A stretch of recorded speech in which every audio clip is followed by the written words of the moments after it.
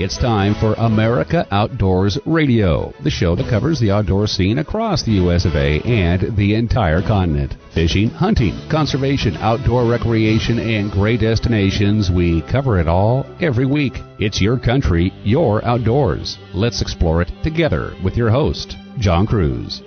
In a world full of cancellations and restrictions due to the coronavirus pandemic, we thought we'd share some good news with you today. That news comes from the Department of the Interior and the U.S. Fish and Wildlife Service. They want to open up over 100 new opportunities. We are talking about opportunities at national wildlife refuges and fish hatcheries here for new fishing and hunting. Some of these look really impressive, to include the opening of the Seatuck National Wildlife Refuge in New York to white-tailed deer hunting for the first time, opening waters on the Lamar National Fish Hatchery Complex in Pennsylvania, and the Willard Fish Hatchery in Washington to sport fishing for the first time. Banks Lake Refuge in Georgia may open up to alligator hunting, and the Bamforth National Wildlife Refuge in Wyoming could also open up to upland game and big game hunting for the first time as well. The Department of Interior is taking public comment about these openings at regulations.gov. That's why we are bringing a true public lands and conservation expert to you today, Joel Webster. He's with the Theodore Roosevelt Conservation Partnership. He'll tell you more about these opportunities and why this is a great deal for hunters and anglers. Sticking with conservation, we'll get a chance to chat with Lee Hartman today from his home in Pennsylvania. He's a longtime fly fishing guide, a local legend, and a fierce advocate for the Delaware River. Lee has written a great book about this stream that flows from New York through Pennsylvania and New Jersey into Delaware Bay, covering the history of the river and the people who live alongside it, how damaged this waterway became due to pollution, what's been done to clean it up, and of course, we've got to talk about the fishing there too. From PA, we'll take you to AK, Southeast Alaska that is, where Captain Mac McQuarrie, the owner of Sportsman's Cove Lodge on Prince of Wales Island, will tell you how things are looking for Alaska lodge and charter boat owners as we deal with the fallout from COVID-19 on travel, tourism, and fishing in the last frontier. The good news, Sportsman's Cove Lodge plans to open up on July 7th, and they've got some great deals waiting for you if you want to book a trip. In addition to this, we've got some outdoors news to share about a famous river in Montana where there's still plenty of trout, but they're not as big as they used to be. But first, it being spring, it's prime time for walleye fishing, and we thought we'd check in with someone who knows all of the hot spots. Our first conversation today on America Outdoors Radio is going to be with Jim Kalkofen. He's the man behind Target Walleye. And if you haven't checked out targetwalleye.com yet, you're missing out. It is chock full of information about walleye fishing all over North America. And you can get an absolutely free newsletter every week. I know I do. I love it. And Jim, I thought we'd get you on the air to talk about some good places to go walleye fishing this month. How are you doing? Well, doing fine, and it's always a good question of what's hot right now, John, and I know your listeners want to know, but I knew we were going to talk, and I made a list of some of these places, and with the, my friend calls it the Chi-Com virus, some people call it the COVID virus, but whatever it is, it's really impacting our fishing situation on where we can go, where we can launch, and you're following up on that by the minute, aren't you? Oh, I'm certainly trying to, but it is changing by the minute. And I guess maybe we should start off with what's traditionally a hot spot in April, but it's completely closed down right now. That would be the Columbia River bordering Oregon and Washington. Boy, it sure is. I got some friends here where I live in western Montana, and they were over at the Columbia, and they were showing me pictures of 27, 28, 29-inch walleyes, and in fact, I was going to go there right now and fish, but since I can't launch from either side of the river, I'm going to stay here and fish trout in Montana. Absolutely. But I'll tell you what they were doing on the Columbia. They were trolling, following the 20-foot contour with crankbaits. And they said that the rattle in a crankbait worked just fine, and they just had to follow that contour. And they were catching a lot of fish besides. So Columbia River is one of those places I guess, let's say, put it on your spring calendar next year, right? Absolutely. Let's go ahead and start moving east from the Columbia at Oregon and Washington. Where's our next stop? Well, that would be Devil's Lake, North Dakota. Now, the folks in Devil's Lake have said, book your trips and do all those things like you normally would, but traditionally, springtime fishing from shore is really good in Devil's Lake. The lake will open in between 1 and 2 weeks from now, so it's something to look forward to. It's almost going to agree with travel restrictions possibly being lifted. But Devil's Lake in North Dakota has more shore fishing opportunities than any walleye system in the country that I know of. And people fish by the bridges and by the culverts, and so there's room to space and move out. But traditionally, it's so good for northerns and walleyes in the spring as soon as the ice goes out that people are lined up like they would be at a basketball game. So I guess you want to play that by safety's sake. Sure. So Devil's Lake is in North Dakota, great fishery. And traditionally, as soon as the water opens up, it's good on a lot of shorelines, especially where there's current areas by bridges and culverts, John.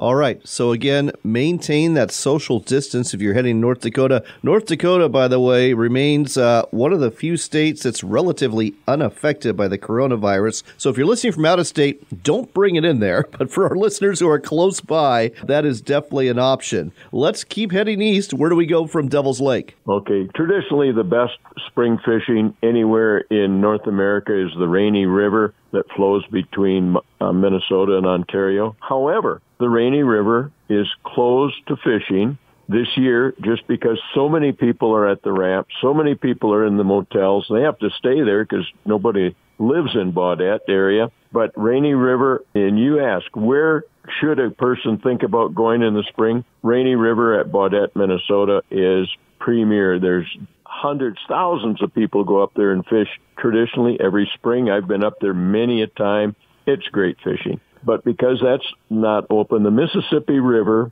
from the Minneapolis-St. Paul area downstream is open. Guys are catching saugers and they're catching walleyes, and it's probably one of the premier places to fish from the Twin Cities south for maybe 4 or 5 pools downstream, and it's just great fishing, and it's one of those can't miss spots. But you'd have to travel to Minnesota to do that. The Minnesota locals are fishing there and maintaining their distance. Okay, we've got time for one last fishery. I've got a feeling I know which one you're going to say it is, but go for it. It is the all-time best springtime fishery in maybe the world. It's Lake Erie. Ding, ding, ding, ding, ding. Lake Erie, especially starting out this time of year in the Western Basin, a whole bunch of islands there, and it's where, about 14, 15 years ago, I ran one of the professional walleye trail tournaments there. We had 354 walleyes over 10 pounds in 3 days. Wow. So that tells you that there's walleyes there. They're still catching them 10, 12, 13, 14 pounds, and a lot of fish from 5 pounds up. It's just a tremendous fishery. It's going right now. But again, travel, lodging are all issues. So Lake Erie, I would just advise people to check it out. And then as the season goes on, the fishing gets good from the Western Basin all the way over towards Buffalo. So it's a great fishery. We just heard about some great spring fisheries. If you can't fish it this spring, there is always next spring. If you do want to fish one of these, do it if it's close to your home. Again, we want to limit the spread of the pandemic here, and the way to do that is not to be traveling, touching gas pumps, and going into stores and eating at restaurants or doing takeout from restaurants. Limit the spread. You may be a carrier and might not even know it. So if you go, make it a day trip, stay close to home, and make sure you're maintaining that social distance. In the meantime, check out targetwalleye.com. Get some other ideas about where you might want to go fishing. They've always got pictures of some big ones that are being taken every week. Jim, thanks for sharing this with us again on America Outdoors Radio. Good to be with you, and everybody out there, be safe.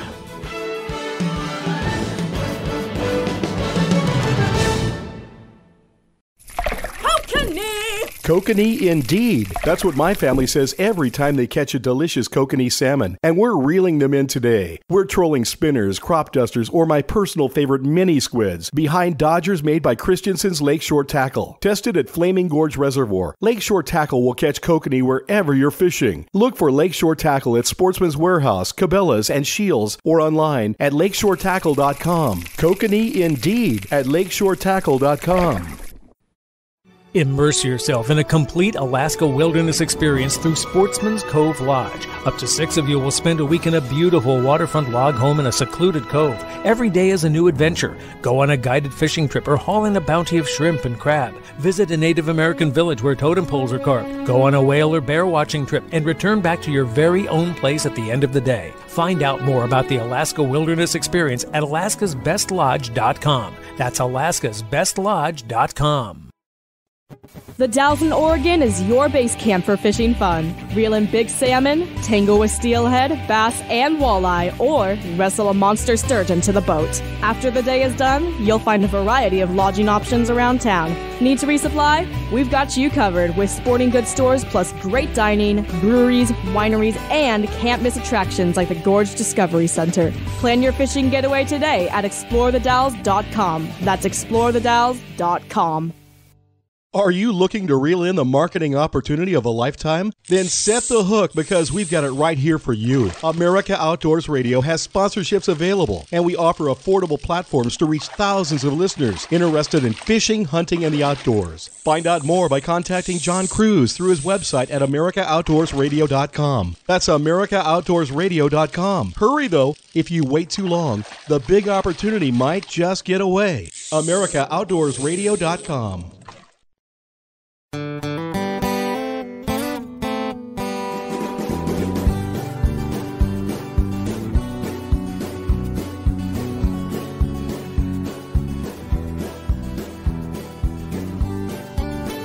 Welcome back to America Outdoors Radio. I'm John Kruse. I am excited to tell you about a new book that came across my desk the other day. It's called The Delaware River Story, Water Wars, Trout Tales, and a River Reborn. We've got the author on the line. His name is Lee Hartman. He's been fishing and fighting to protect the waters of the Delaware River for 45 years. He's the former owner of the Indian Springs Fly Fishing Camp in New York and continues to guide clients on the Delaware today. Lee, great to have you on the air. Glad to be here. So, Lee, the Delaware River flows 330 long miles from New York downstream through PA and New Jersey into the Delaware Bay and Delaware. And you've written what I would call a history of this river from a conservationist point of view.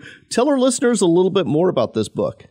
Well, as you said, it's the longest free-flowing river east of the Mississippi, and the river provides right now clean drinking water to 17 million people. Protecting this great waterway, though, has been a daunting task for the last 4 centuries when the first Europeans arrived.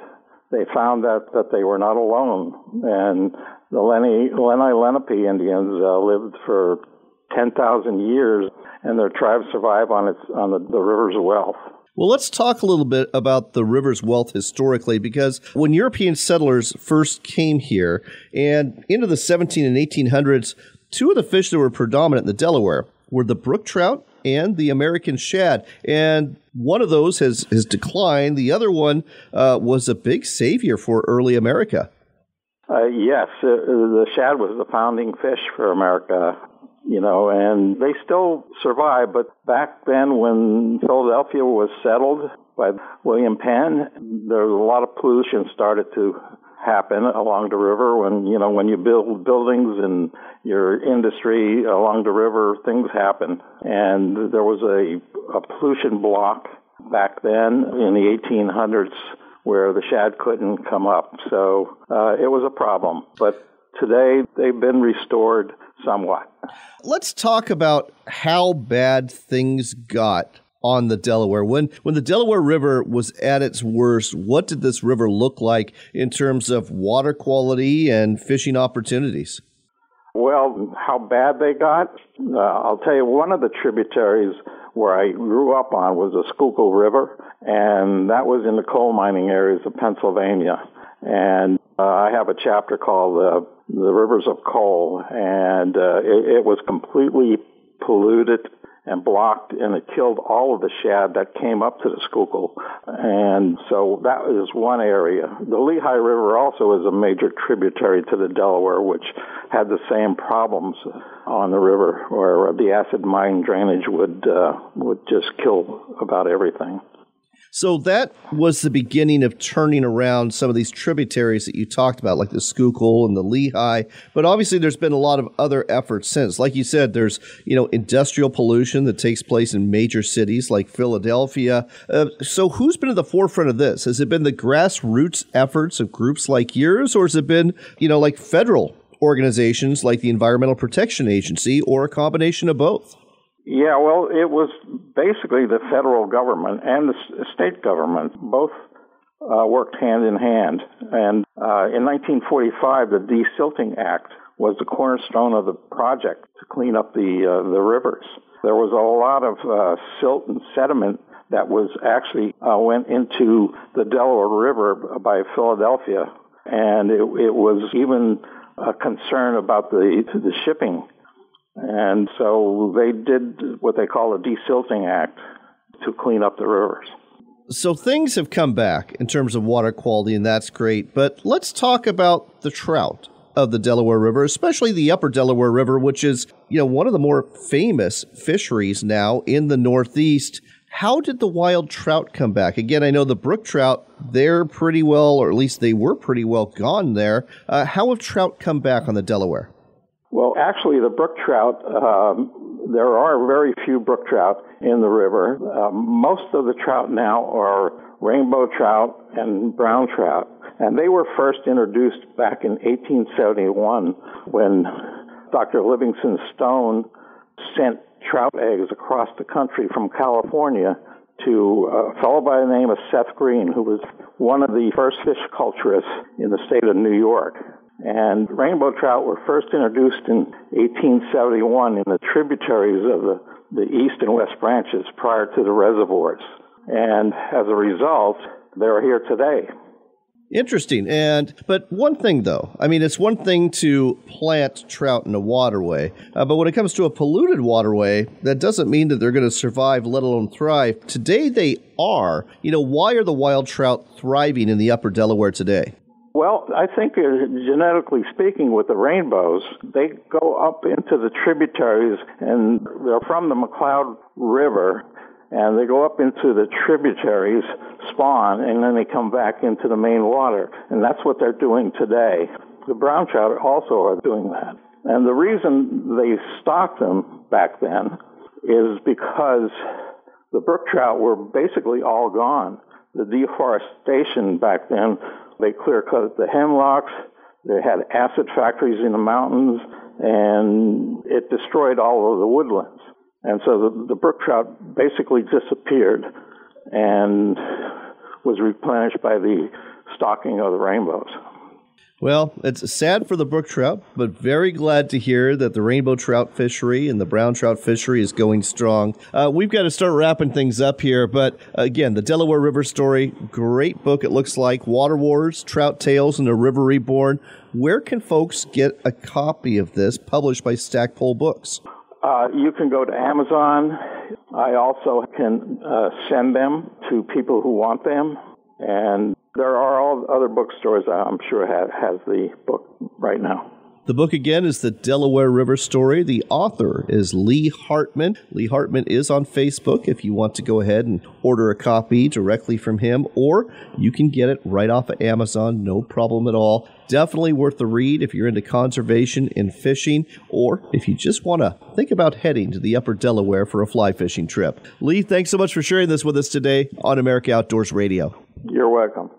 Speaking of trout and rivers, they aren't catching the big trout out of Montana's famed Madison River like they used to, and biologists aren't sure why. That's the gist of an article written by outdoors columnist Brett French for the Billings Gazette this week. Montana Fish, Wildlife, and Parks does surveys of the Madison every year, and what they found this year in the 2 sections of river surveyed was that the estimated abundance of brown and rainbow trout larger than 6 inches declined by about 40% from 2018 to 2019, and that means the 1,600 brown trout per river mile in 2018 has declined as well. Rainbow trout numbers have also decreased, and there are only 2,200 fish per mile, 93% of the 20-year average. It appears the mortality of 2-year-old fish and older has increased, and biologists simply don't know if something is killing them or if they have just moved to other sections of the Madison. Having said that, the thought of fishing a river with over 3,000 trout per river mile in a bad year, that makes me want to pack up my fly rod and head towards Ennis, Montana for a few days of fishing. My, oh my, that is a lot of trout. Stick around, we've got more fishing and hunting coming your way on America Outdoors Radio.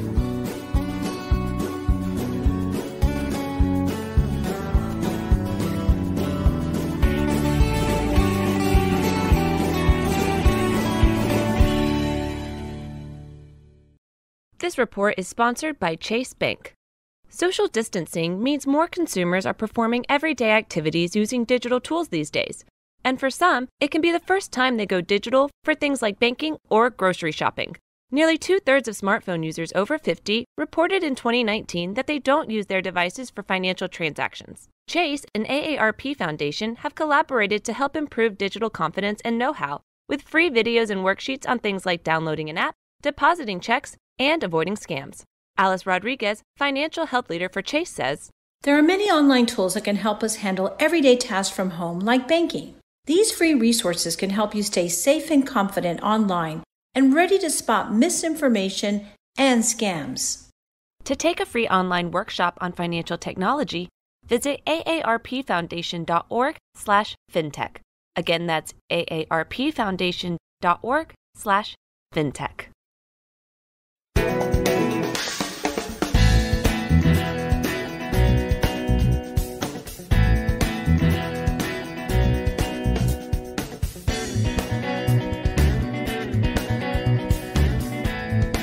You're back in with America Outdoors Radio. I'm John Kruse, and if you like fishing and hunting on our public lands, the Department of Interior has got good news for you. They want to open up a whole bunch of these lands to include national wildlife refuges and even fish hatcheries to fishing and hunting. With us here to talk more about this issue is Joel Webster. He oversees public lands and western operations for the Theodore Roosevelt Conservation Partnership. Joel, it's great to have you back on the air.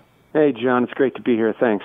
So this is pretty significant. It's not a done deal yet. They're taking public comment. But again, the Department of Interior wants to open up a whole bunch of land and a whole bunch of new places. What are we talking about here in terms of the number of places and how much land? Sure. We're talking about 2.3 million acres, 97 national wildlife refuges, and 9 national fish hatcheries. So I want to ask you a little bit about the fish hatcheries because I looked at the list. Several of them are going to be opening for hunting opportunities. Most people don't think about fish hatcheries and hunting. Go ahead and talk to us a little bit about that.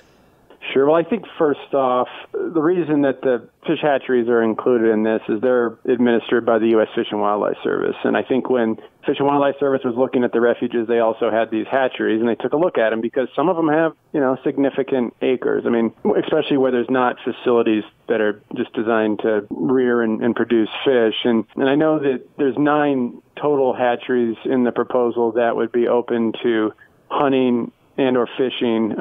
4 of those would be open to hunting and the rest to fishing. And, it's interesting. I took a look at a couple of them. I know in Washington State, where you're based, John, there's actually 3 of the 4 are proposed there, and the other one's in Michigan. And these are kind of places, they're not huge, but, I know as a person who hunts and fishes, oftentimes, especially with handheld GPS devices, we've got an intermingling of private and public lands. Oftentimes these fish hatcheries abut other public lands. They're, near riparian areas and bodies of water where there's generally some sort of a fishery resource and oftentimes a wildlife resource. And so the agency looked at these hatcheries and was able to identify some they felt that they could offer, hunting and fishing opportunities for the first time. It is interesting, especially when it comes to fish hatcheries. The closest fish hatchery to where I live is the Leavenworth National Fish Hatchery Complex. So that's the main hatchery there. There's other properties they manage. And I called up the manager of this complex and I said, I know you've got we'll just say like 100, 150 acres right next to the hatchery that people use for bird watching and hiking and snowshoeing, but there's homes and buildings all around it. It seems completely unsuitable for hunting, and he agreed. He says, the only place we have for hunting is some land that we manage in the Alpine Lakes Wilderness, and that's already open for hunting during the high buck hunt and for grouse hunting, but it's literally just the diameter of the two lakes where they control flow to manage hatchery operations. Yeah, and one of the things I think is important to think about is the fact that just because these are potentially being open to hunting, it doesn't mean that everybody's going to be walking around on them with a 300 Winchester Magnum. And I don't want to speak to any one of these in particular, because I haven't had the time to do the full research on the specifics. But I do think there's some merit in this, and I think really what matters is the details of what's sort of allowed, what kinds of weapons are allowed, and how the system is being structured in order to make sure that it is a safe new opportunity. But I think at the same time, some of these opportunities could be meaningful. Well, you're absolutely right, especially when you look at the National Wildlife Refuges. Like you said, 97 are open, and there looks to be some really good opportunities. What are some that jump out at you from across the nation? We'll start east and work our way west.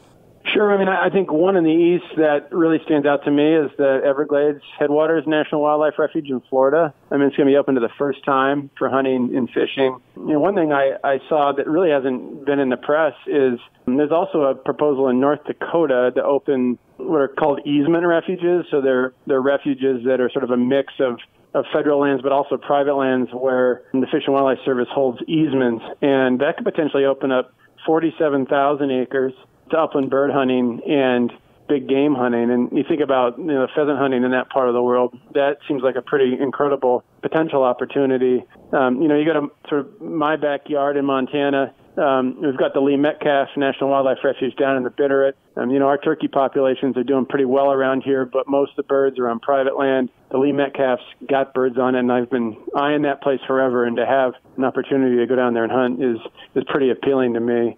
Another one that jumped out at me, Southeast Oregon Heart Mountain National Antelope Refuge. They're opening up migratory bird hunting for the first time and quail hunting, along with partridge hunting. So I don't know if sage grouse hunting is going to open up there or not, but that is a great opportunity. There's a lot of upland birds there in a vast area. That's great. And then in Oregon as well, in the Willamette Valley, where there's a lot of private land and access is hard to come by, the Wapato Lake National Wildlife Refuge would open waterfowl hunting for the first time. California has got some opportunities, too, to include sport fishing at the San Diego Bay National Wildlife Refuge for the very first time, and the San Luis National Wildlife Refuge expands season dates for pheasant hunting. Folks, if you go to the Department of Interior and look for this press release announcing this, you'll find a list of all the states and all the opportunities that are available there. One thing I do want to talk about, though, there's some really oddball hunting opportunities that pop up. Again, in California, the Merced National Wildlife Refuge open snipe hunting on acres already open. In Idaho, Kootenai National Wildlife Refuge open snipe hunting for the first time.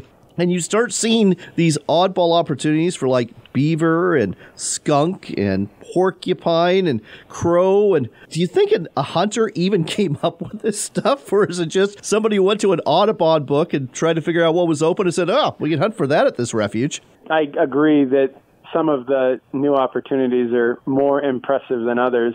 I think a lot of this has to do with the Fish and Wildlife Service trying to align the refuge regulations as closely with state hunting regulations as possible. And, for the past few decades, the Fish and Wildlife Service has slowly been applying restrictions on hunting and fishing in refuges in a way that, and sometimes it's arbitrary. It's based on the opinion of a particular refuge manager, and it could conflict with state management. For example, having like different deer seasons or allowing closing an area to doe hunting. And I think it's really created a lot of confusion, but also some conflict between the service and state agencies and the sportsman's community. And I think that in turn has resulted in some public distrust of the Fish and Wildlife Service and the refuge system. And one thing this administration has done a really good job of is is really trying to align those federal rules for these refuges with the state wildlife agency hunting regulations. You know, the agencies do have some responsibilities, the Fish and Wildlife Service does, to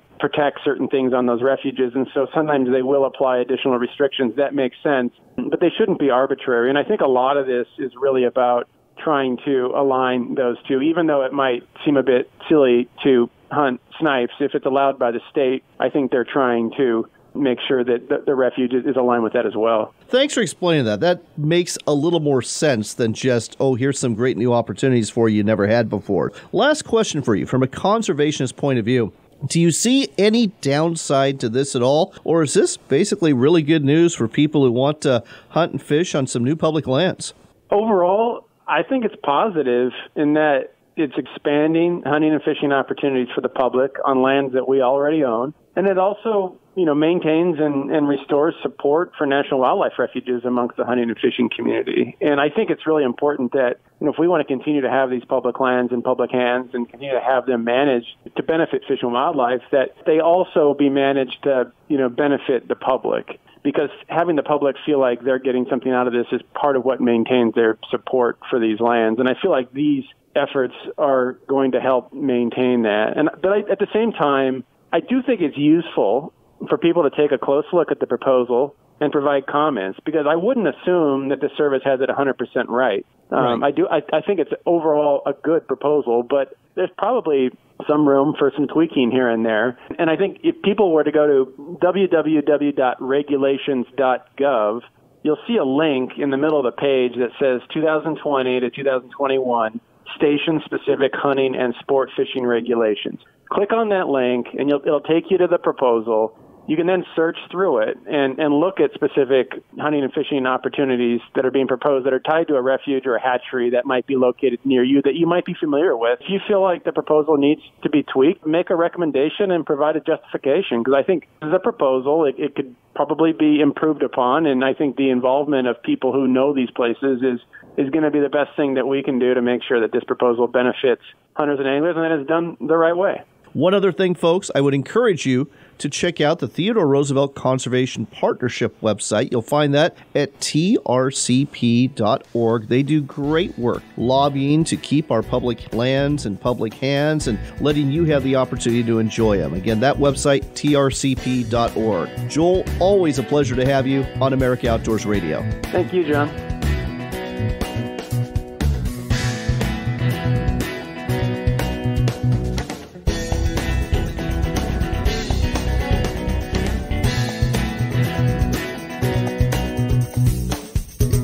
We've been telling you about Sportsman's Cove Lodge in Southeast Alaska for a while now, and there's a reason. They are the only Alaska lodge we talk about on this show. It's because they're truly Alaska's best lodge. The adventure starts with a float plane ride from Ketchikan, after which you'll get the chance to experience some of the best hospitality, food, and wonderful people you'll ever meet. Wildlife is abundant, from bears and deer to eagles and whales, and let's not forget the reason you're here, the fishing. Halibut, salmon, lingcod, rockfish, true cod, and more. It's all waiting for you in abundance at Sportsman's Cove Lodge. Book your trip today at alaskasbestlodge.com. That's alaskasbestlodge.com for Sportsman's Cove Lodge. Kokanee indeed. That's what my family says every time they catch a delicious kokanee salmon. And we're reeling them in today. We're trolling spinners, crop dusters, or my personal favorite mini squids behind dodgers made by Christensen's Lakeshore Tackle. Tested at Flaming Gorge Reservoir, Lakeshore Tackle will catch kokanee wherever you're fishing. Look for Lakeshore Tackle at Sportsman's Warehouse, Cabela's, and Shields, or online at lakeshoretackle.com. Kokanee indeed at lakeshoretackle.com. Hunting and fishing are exercises in hope. Before you head into the woods, you hope to tag out on a deer you'll have to field dress. Before you make that first cast, you hope for a big fish to clean and fillet. When your hopes are realized, you'll need a sharp knife. Whether you sharpen that blade on a power sharpener in the shop or a manual sharpener in the field, Work Sharp has the tool for you. Look for Work Sharp products in sporting goods stores near you or online at worksharptools.com. Backcountry Hunters and Anglers is the voice for your public lands, waters, and wildlife. From the Canadian Yukon to the Florida Everglades, we're stepping up to conserve North America's public lands, defend our hunting and fishing traditions, and expand public access to the outdoors. Our outdoor heritage depends on sportsmen and women like you speaking up for the natural resources that sustain our way of life. Find out how you can get involved at backcountryhunters.org and become a BHA member today.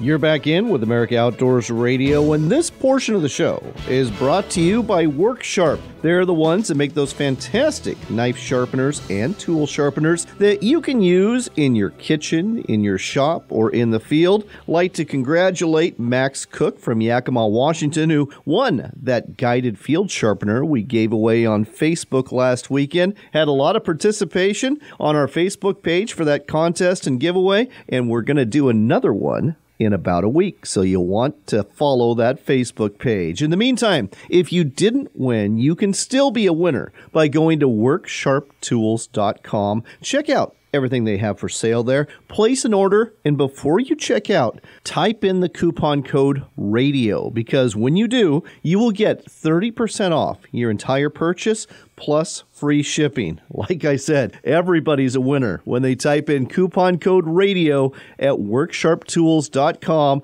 for one heck of a discount. For our last stop today, we're heading north to Alaska, specifically Prince of Wales Island. That's where you're going to find Sportsman's Cove Lodge, and we are talking to the owner, Larry McQuarrie, known to everybody as Captain Mac. Captain Mac, great to have you on the air again. Hey, John, good to be with you.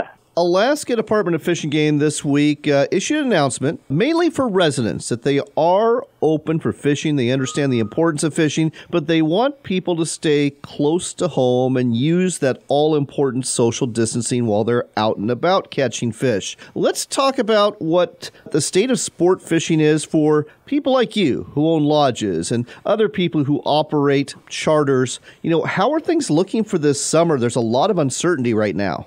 Yeah, there is. We know of several operations that are already shut down. They pulled the pin on it for the summer, although not a lot, which is heartening, I guess. But I know of 4 operators throughout the state that have shut down. Non-resident hunting has been curtailed in many areas.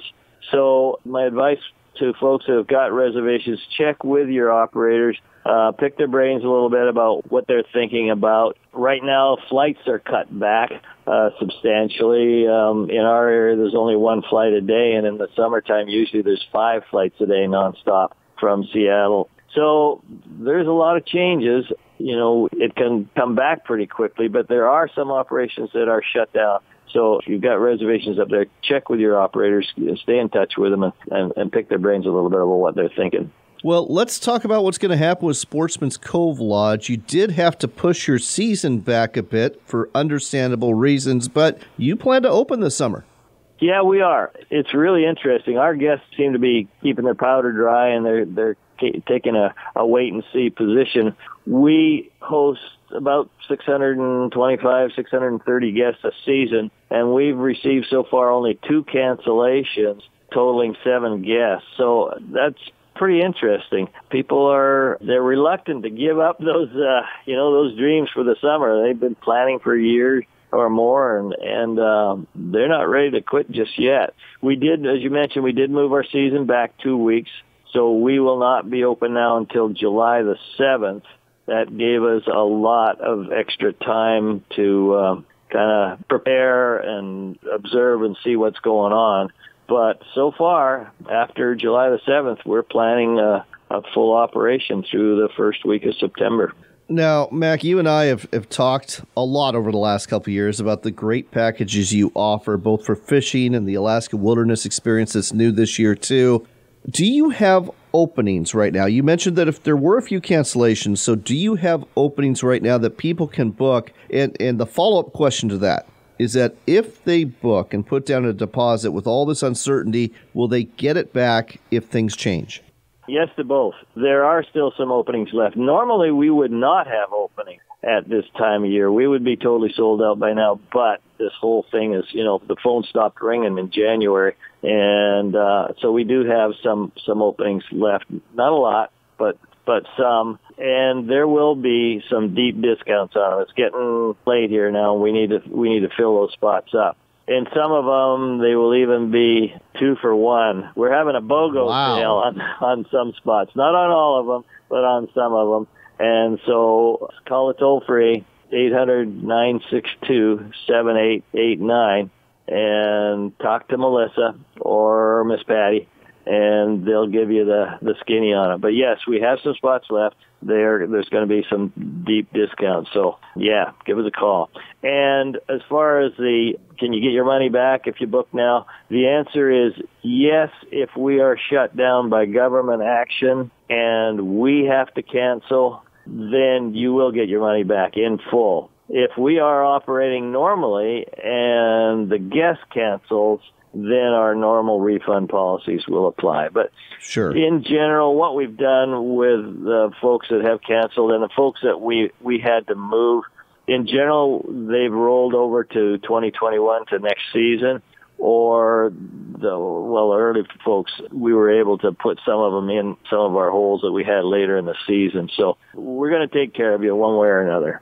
All right. They are still planning on fishing at a Sportsman's Cove Lodge on Prince of Wales Island. It looks like for a lot of us here in America, we are over the crest. We're over the hump. Things are starting to get better regarding this COVID-19 pandemic. So now is the perfect time to book. And you just heard there's deep discounts. If something does change and the state shuts things down, you're not going to lose your money, but you certainly have an opportunity to have a wonderful discounted trip to Alaska. The number to call, 1-800-962-7889. That's 1-800-962-7889. Or just go to the website, alaskasbestlodge.com. That's alaskasbestlodge.com for Sportsman's Cove Lodge. Captain Mac, looking forward to seeing you this summer up in Alaska. You bet, John. Thank you very much. It's always good to be with you. One last story for you. We've got a great idea about a hunting trip for you where no bow or firearm is required. The hunting in question, an expedition into your local forest for morel mushrooms. From the Michigan Department of Natural Resources, we can share some info that will help you find morels in just about any part of the country where they grow. And now through May is the time to get out there and find them. When looking for morels, think about warm and wet conditions. That's the best for mushrooms to thrive after all. And head towards large burn sites in forested areas, which are ideal for morel mushroom hunting, especially burned areas where pine trees once grew. Grassy and other non-forest areas are not as likely to produce morels. Another tip, if you haven't gone before, go with someone who's done this before the first time out and buy a mushroom identification guide so you know whether that mushroom you're harvesting to complement your next meal is a morel or something poisonous.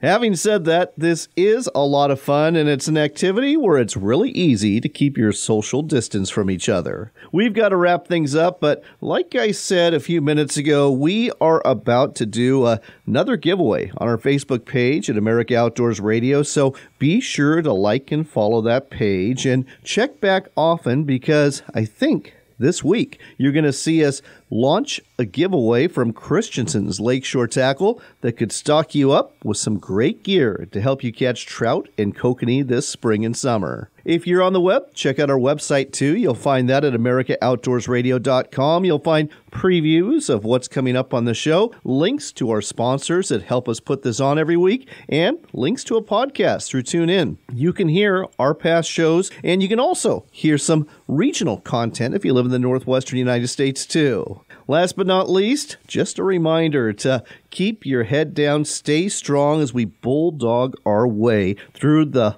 life that we are all living through this pandemic. I know it's not easy, but do your best to stay busy. Do your best to have that positive mental attitude that Brett Stoffel, that survival expert, told you about a couple weeks ago. And be healthy. One way to be healthy and one way to keep that positive mental attitude is to get outside. It's really important to soak up some sun, breathe some fresh air, and just get out of that house you're cooped up in. Turn that TV off. Get outside, whether it's in the backyard, whether it's going for a walk in the neighborhood, whether it's heading down to the local fishing hole if it's open for you to fish, or maybe heading out for a quick turkey hunting trip one of these mornings. Getting out there will do you some good. After all, it is your country and your outdoors, so get out there and enjoy it.